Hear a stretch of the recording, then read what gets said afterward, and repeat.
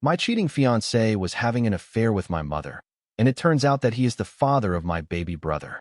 I found out my fiancé was having a 4-year-long affair with my mother. However, it got even worse. You see, for years ago, my mother became pregnant from a drunken one-night stand, and my fiancé insisted that he'd help care for the baby. The baby also brought on a huge financial burden, and my mother asked me to work a lot to help her out. I drove my health into the ground by doing so. Over the years, I asked many times why she wouldn't contact the father for child support, but each time she made an excuse. The stress of working 2 jobs took a toll on me, and so I cried to my fiancé a lot. And that eye hole held me and wiped my tears every single time, knowing damn well that he was the father of my brother. As soon as I had uncovered this, my heart broke. I sat in silence, not knowing what to do. Eventually, when I found the strength to speak, I called my fiancé, Liam, downstairs. He asked me what was wrong and why I was crying. I told him that I knew. He looked down at me holding his old iPad, on which I had found the messages, and his face dropped. In an instant, he knew exactly what I was talking about. He didn't even try to deny it. He told me that he slept with her not just at the time of conception, but multiple times while I went out with my girlfriends for dinner or to the club. He was the one who encouraged me to take a girl's holiday because he saw how stressed out I was at work and said I needed a break. He confessed that during that trip, he slept with my mother many times. The realization that he had an affair with my mom while I was on the trip sickened me. I felt betrayed. I was texting him throughout the trip, telling him I missed him, all while he was in bed with my mother. He said that the last time they were intimate was when they found out she was pregnant with David, my little brother. He said they decided to keep everything a secret to avoid destroying our family. His words felt like daggers to my heart. With every moment, I stared at him in disbelief. I told him I couldn't do this anymore. He begged and pleaded for me to stay, but I told him this was too far. An affair was bad enough, but with my mother was a different type of disrespect. I quickly packed up my and David's bags and called one of my closest friends to ask if we could stay with her. She agreed. Before I left, I told Liam to tell my mom that I no longer wanted to speak to her and that she was dead to me. It hurt my heart to lose my mom and fiancé in one day. They were my family, but I couldn't be around them after what they'd done. As I was driving to my friend's house, every time I would look in the rearview mirror, I would see a mini Liam smiling back at me from the back seat. The face was so innocent, but it brought me so much pain. I felt sick every time I thought about how I had cared for my brother, not knowing he was my fiancé's child. After a few days of staying with my friend Stacy, Liam showed up at her house. They were talking loudly in her driveway as I was pulling in. He noticed my car and ran up to it. He begged me for another chance and apologized over and over again for cheating on me with my mom. I told him that no matter what he did, I didn't want to be with him anymore. He said that he hadn't touched her since the day she found out she was pregnant, which was over 4 years ago, but I didn't care. I had my mind made up. He then said he'd do anything to get back with me again. He said he'd pay for us to get therapy so we could be a family again. I told him that that wouldn't be necessary since I wasn't getting back with him. He then asked if he could at least see his son, and I said he could see him whenever he wanted. He asked to get him for the weekend with consistent partial custody. He swore up and down that he didn't want to be with my mom anymore. I said no. I was too angry with him. He hadn't cared about my wants or needs, or even my feelings, so why should I? He became frustrated, told me this wasn't over, got in his car, and sped off. The days I was staying with Stacy, I didn't tell her why Liam and I broke up. After that encounter, she was speechless. I let her back inside and told her everything. I made sure David was in his room so he wouldn't hear us. I told her about Liam and my mom and how my ex-fiancé is the father of my mom's baby. She stared at me with her mouth open the entire time. She was beyond perplexed. She told me she was sorry and that we could stay as long as we needed to. She said she was here to support me with whatever I needed and that she understood my decision not to give Liam partial custody. That night, I felt heard. Stacy comforted me and validated my feelings. I thought that the rest of my family and friends should know the truth as well, especially because I didn't want Liam to spread any lies about me. I posted on our family's Facebook group, explaining my side of the story, and even shared the screenshots of the messages that I sent to myself from Liam's iPad. The group chat turned into an uproar. One of my aunts was accusing me of being a liar, while the other side of the family was in support of me. They said they understood now why I had cut off my mom and fiancé. My grandparents, who were particularly close to my mom, both told me that I needed to delete the screenshots from the group chat and that I needed to stop spreading lies about their daughter.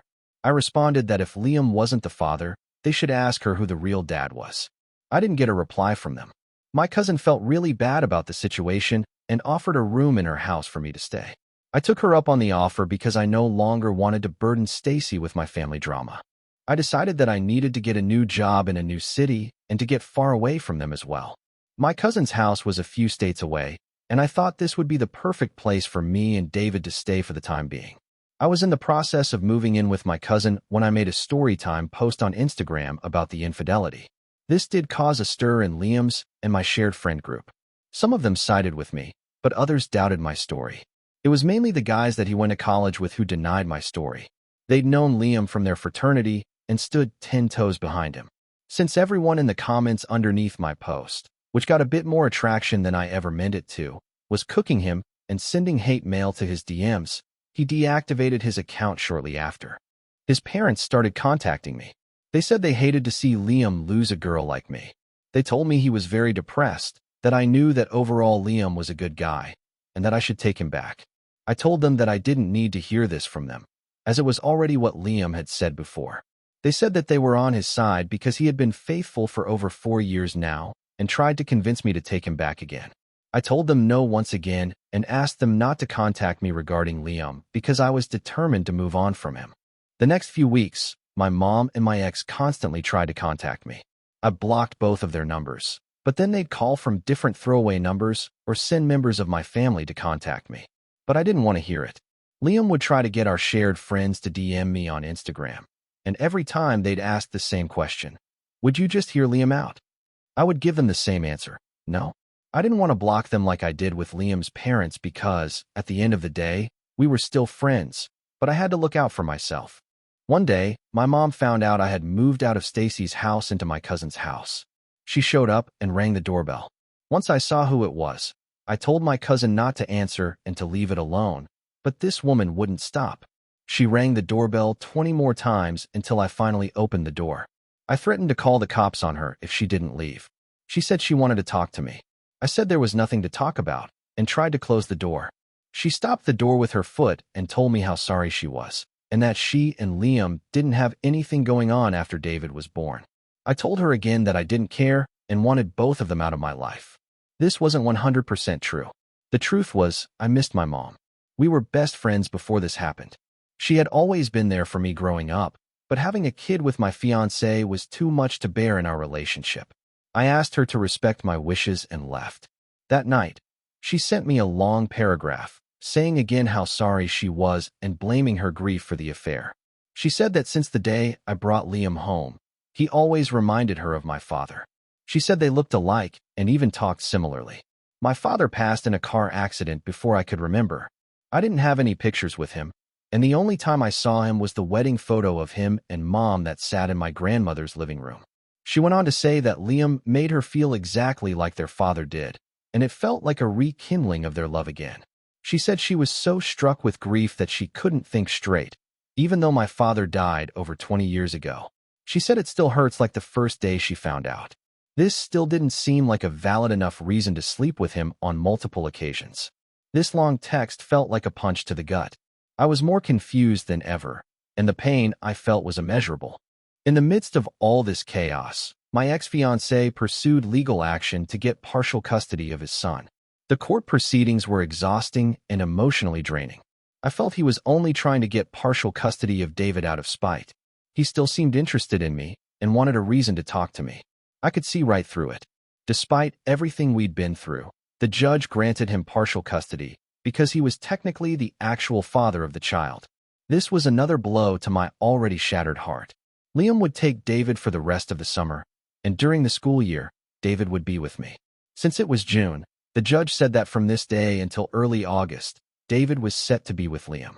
He said this was the best way for us since I planned to live in a different city. As we were leaving the courtroom, David ran up to me and jumped in my arms. He told me he didn't want to live with Liam and that he wanted me. I sniffed tears back and told him that it would only be for a little while and that I'd call him every day.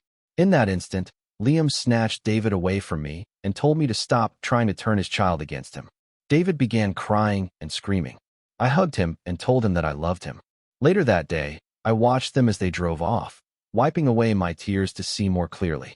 I decided that I knew I had to try my best to make the switch as smooth as possible and to use this time to invest in myself so I could be the best big sister to David when he returned.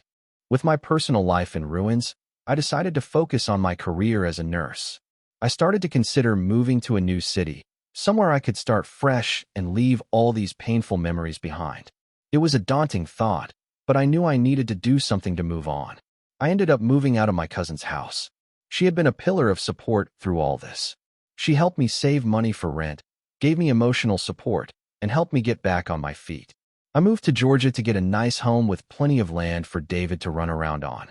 I saved enough money to not worry about needing a job for the first few months, and even though I felt frozen by fear of the future, I began job hunting. I updated my resume, applied for jobs within my community, and even started therapy to help me process everything. It wasn't easy, but I was determined to move on. I knew I had to be strong for David, and that's exactly what I did. One day, while packing up some of my things, I found an old photo of my family from before everything went to hell. I realized that while my family had fallen apart, I still had the power to build a new life for myself and for David. It was time to take control of our future.